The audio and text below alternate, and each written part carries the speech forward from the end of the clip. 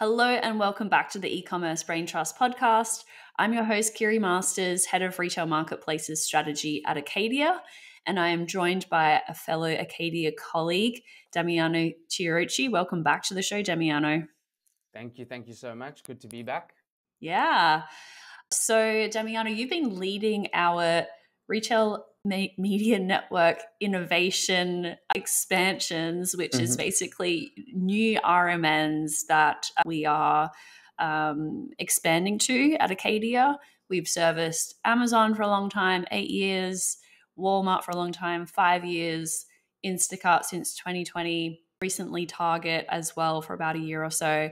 And we just announced the Chewy Retail Media Network, and we've got a couple more coming up that I won't let the cat out of the bag yet.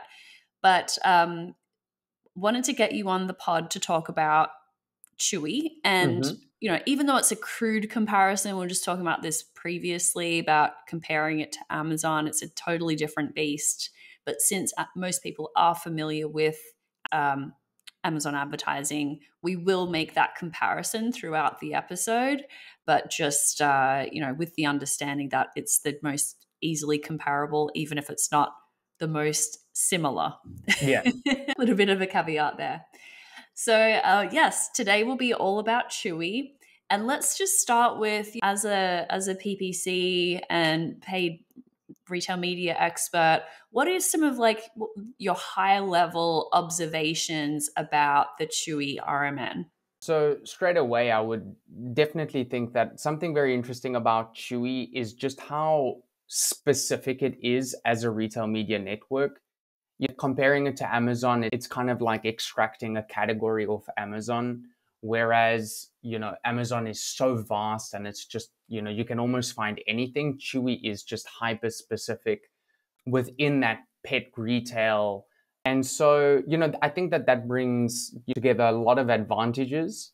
For example, I also think as a category as a whole, pet products, there is a lot of loyalty there to be had. And what I mean by that, it is a bit circumstantial as in terms of evidence, but I think that just kind of that shopper that goes on Chewy, I feel that more than anything, if they buy a particular pet product or a product, particular food that agrees with their pet, I believe that they would then have a lot of loyalty to that particular brand. I don't think a lot of people shop and change the products that their pet kind of consumes. And so that's why I think that it's very unique because, again, very hyper specific, a lot of loyalty. And I think that another thing is that this retail media network is also fairly new to advertising. They have been advertising for a little while, but so far, the sponsored ads results have been very, very, very positive in terms of being able to gain a sizable return in terms of efficiency, but also in terms of sales. So, also there, your return on your ROAS, for example, is actually very, very good for, we are serving some clients that have never advertised on the platform and just straight off the bat, they kind of hit the ground running, which is quite surprising. Another thing that I think is quite interesting is that, researching a lot of these different retail media networks, branded conquesting on Chewy is actually a thing, which by, again, leading this retail innovation team, I've been speaking to a lot of retail media networks and a lot of them always state conquesting is not possible. So, you don't really need brand defense. You can't conquest other competitors, etc. But on Chewy, it is something. And one of the things that we noticed straight away was when creating campaigns for our clients, we did notice that they already had competitors that were conquesting them. So we already had quite a bit of work to do. So just to give a very quick summary of this point, I would just say that if you're a brand within the pet space, within the pet category, I think Chewy is a very viable and very important option as a retail network for these things. Hyper-specific, a lot of loyalty, sponsored products seems to be quite lucrative so far. And even if you're not doing ads, maybe you should be, because there are probably competitors that are targeting you. Conquest. That's so interesting about the conquesting. Am I wrong to say that even Walmart doesn't allow you to conquest? I am not too sure. I'm not a Walmart expert, so Okay. I can't really talk about Walmart. I think that, to my knowledge, you are correct. You're not allowed to do conquesting on Walmart. But I do know that one of our colleagues that is an expert did tell me that I think it is a feature that is quite new. Yeah. You are I think there allowed was to a do it now. loophole. Yeah. I think Yeah. Ross found a loophole for a period of time at least, Yeah. which may indicate that we may be able to conquest in the future, but this is complete speculation. That's really good to know, and it is a imperative, I guess, for brands at least to look at Chewy and see if you are being conquested by your competitors, and that might be sort of a rationale to move onto the platform. So let's talk a little bit more about the technical aspect. What technology does the self-service Chewy Media Network run on? So right now they run on PromoteIQ. So it's a Microsoft-based program. And yeah, very kind of rudimentary advertising platform. You just have very basic things. Also, the platform itself is just very basic. You have a small dashboard. You have a campaign section with a collection of your campaigns, a small reporting center, and that's pretty much it. It's very, very basic.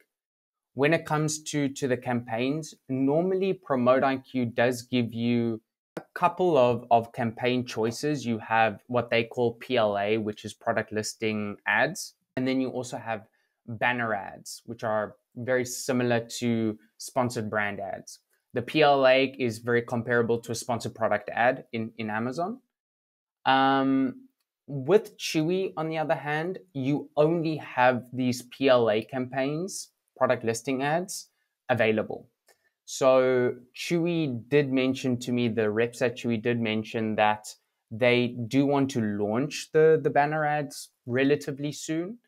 I don't know the timing of that, but I do believe probably by the end of the year they would like to launch the sponsored brand style ad where you have a banner, creative, etc.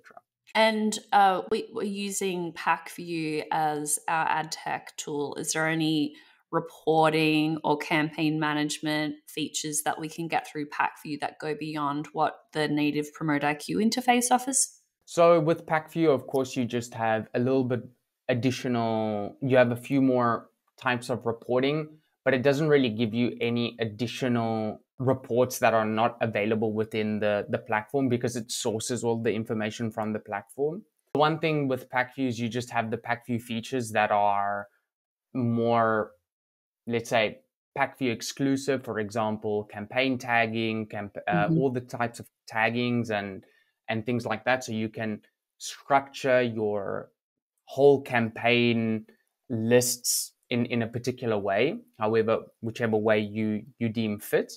But yeah, in of itself right now, I don't see any. Oh, well, and then obviously there's kind of like the budget management and things like that in Day Pacvue. parting. Yeah, Yep. some small kind of features like that.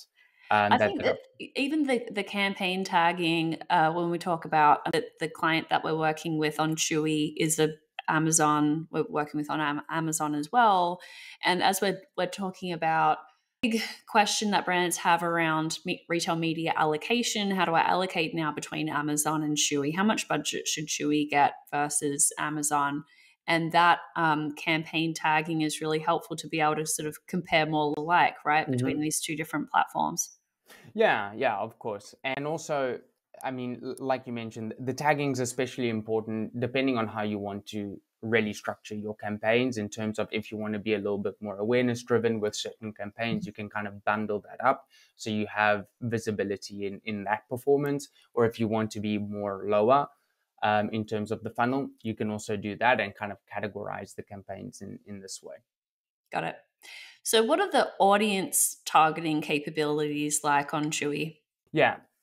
So with Chewy, there's no really audience targeting. You have contextual targeting, which essentially means that you're targeting people that are shopping within a particular subcategory or are browsing within different pages. So for example, if you're on the product page of a dog food, you might find suggested other dog foods that can be sponsored as well. Or if you're just within the category of dog food, or you're using certain keywords related to dog food, you'll ads that are within those categories, products that are within those categories, they will come up as ads. So you can say it's called what, sorry?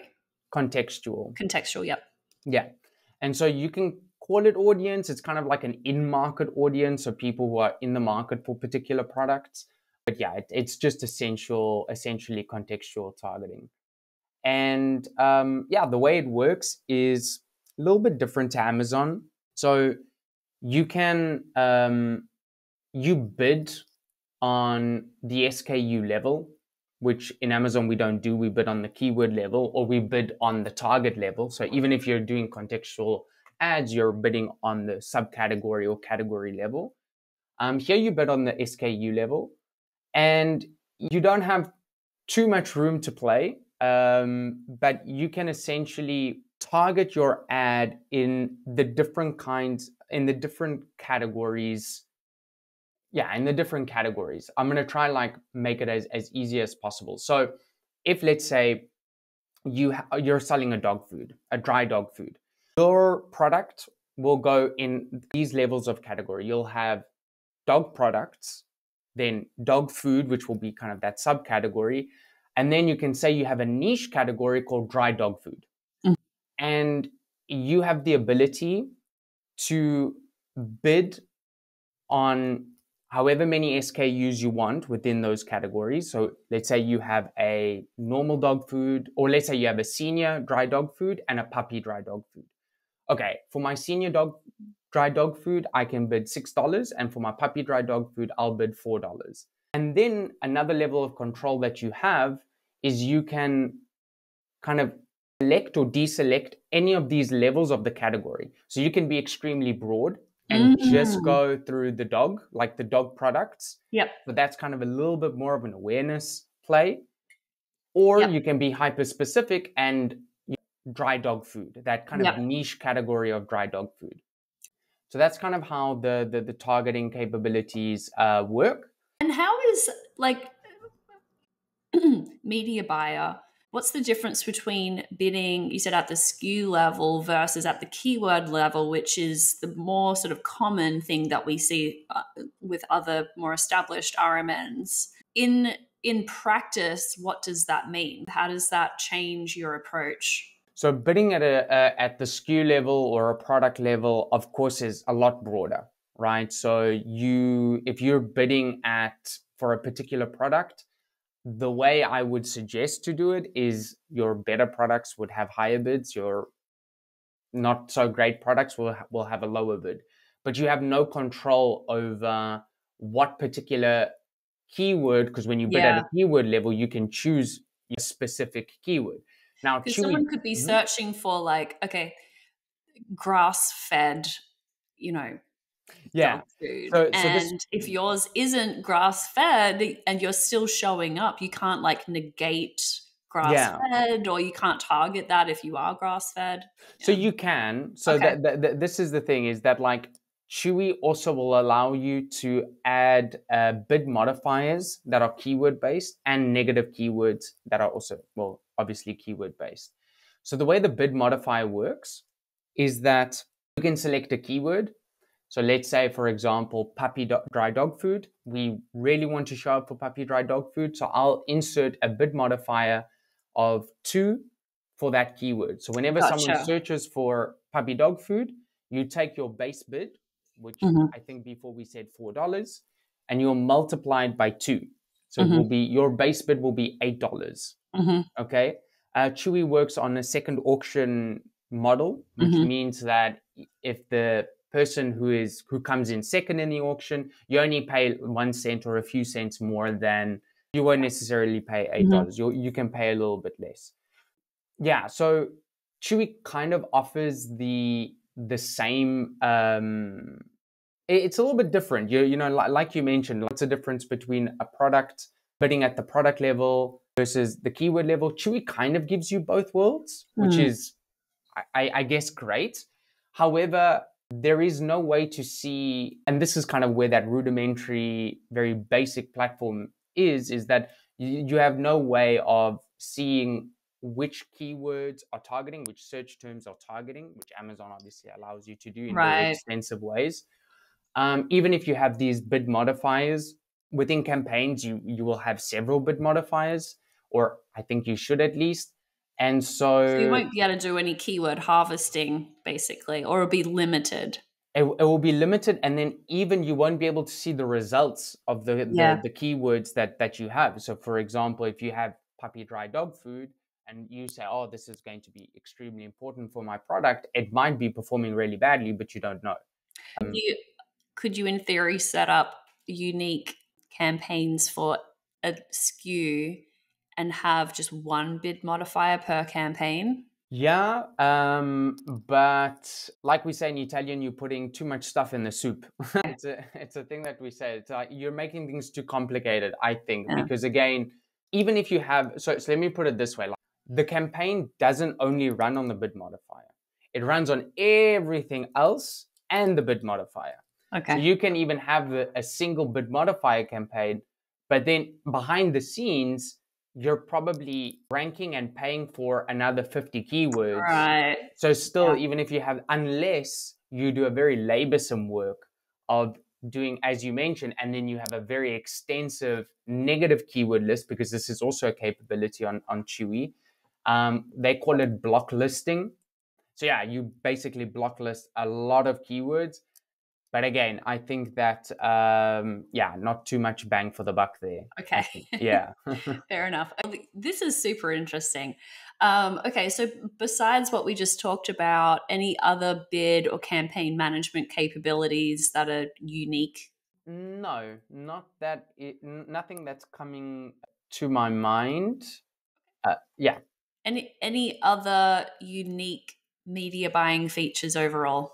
no, I don't think so. Not yet. I think when they add the banner ads, then it's going to open up a whole Yes. avenue of creatives and headlines, and it will also shape the way that the platform looks. I Mm. do believe right now they do offer some on-site display advertisement, but it is very much towards, or it's really only available for brands that are extremely large or have Managed been on the service. platform for a while, Mhm. which is another extremely key point in why I think in 2024, if you're a pet brand, you should really be on Chewy, because everything is new. And you Yeah. can see that I think that the platform's only going to grow, and you Yeah. want to be there early. You want to kind of be like some of these products on Amazon that have hundreds of thousands of reviews and reviews and ratings and things like that. I think you want to be an early adopter, so Yeah. that when these new features do come out, you trying these new features way before any of these other later adopters are. I said this about Instacart, and I still believe this about Instacart, is if you can get into someone's cart, the UX of Instacart pushes you so much towards past purchases. And so Mm, every time I shop on Instacart, it's like, hey, do you want to rebuy this Catalina Crunch cereal that you purchased one time 3 months ago? mm, But like it pushes back into the UX your past purchases so heavily, which to me means if you spend $1 now and you get into someone's cart through an ad, which is how I ended up buying Catalina Crunch in the first place, mm-hmm. then you're going to keep showing up in the UX over time. And so it's kind of like an investment that could pay off in the future. And what you're saying about Chewy as well, and the loyalty is really there. So if Mm-hmm. you can get someone to actually try your grass fed puppy dry food for the first Mm-hmm. time, like chances are you're going to be able to retain that customer if it's been a good experience over a longer period of time Yeah, versus Amazon, which is like, there's so many distractions and yeah. things like that going on. I also think it's loyalty to the platform itself. I know that Yes. Chewy, as a corporation, they want brands to advertise on their platform. It's another source of revenue for them. So they want to give advantages or benefit these early adopters. So yeah, not only it's a component, whereas Amazon has so much choice, they really kind of don't care if you're there or if you're not. Whereas for a company like Chewy, who is also, again, hyper specific, just like there's not so many, there are a lot of dog food brands out there or pet brands out there, but it's not as vast as an Amazon or a Kroger or something like that. So I think that they'll really kind of try and benefit the people that do choose to advertise on their platform. Awesome. Thank you so much, Damiano. Appreciate you coming on. Thank you. Thank you so much.